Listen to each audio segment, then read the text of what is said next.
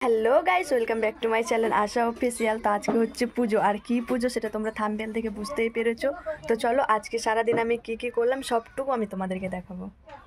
ঘুম থেকে উঠে আমি ঘড়িটা দেখে নিয়েছিলাম যে কটা বাজে। দেখছো এটাই তো, যে 12টার সময় ঘুম থেকে উঠছে। আমি কিন্তু এর থেকেও লেটে ঘুম থেকে উঠি, কারণ আজকে পুজো, তাই তাড়াতাড়ি উঠে গেছি। তারপর গুছিয়ে নিয়েছিলাম বিছানাটা, কারণ আমার বিছানা আমাকেই গুছাতে হবে, কেউ আর গুছিয়ে দেবে না। তাই তাড়াতাড়ি করে বিছানাটা আমি গুছিয়ে নিচ্ছিলাম।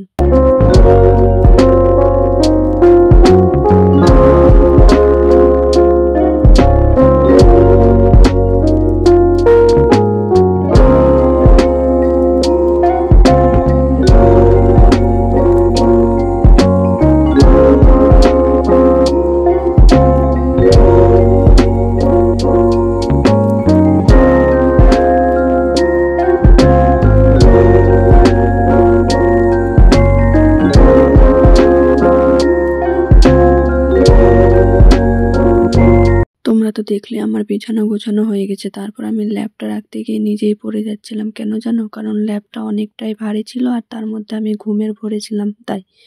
তারপর বাইরে গিয়ে দেখছি আমার মার ঝাড় দিয়ে মোছা হয়ে গেছে। তারপর আমাদের বাইরেটা মাটির, তো তার জন্য বাইরেটাও মা মুছে নিচ্ছিল, আর আমাকে বলছিল এতটি বেলাতে ঘুম থেকে উঠেছিস, যা গিয়ে স্নান করবি। তারপর আমি ট্রাশ করে আমি স্নান করতে চলে গেছিলাম।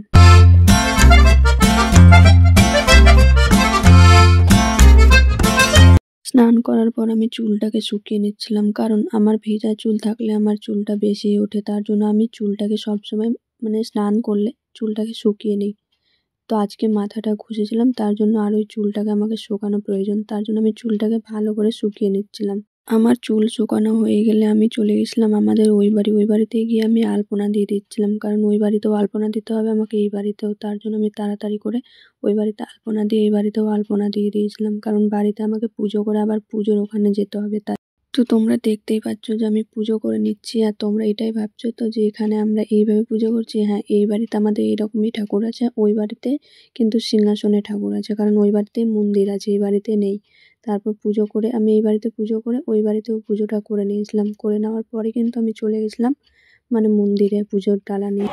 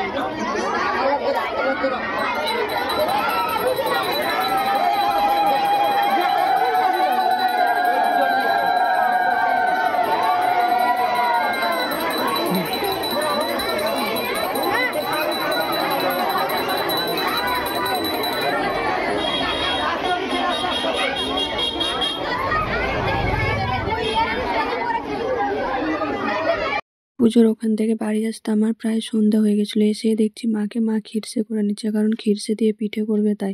তো আমি মাকে বলছিলাম আমি পিঠেগুলো তৈরি করে দিচ্ছি, তারপর তুমি রান্না করে নিবা। পিঠের সাথে আরও অনেক কিছুই খাবার করেছিল। তারপর আমরা সবাই মিলে খেয়ে নিচ্ছিলাম, কারণ সারাদিন উপবাস ছিলাম, তার জন্য এখন আমাদেরকে খেতে হবে, কারণ সকাল থেকে না খেয়ে আছি, বুঝতেই পারছো।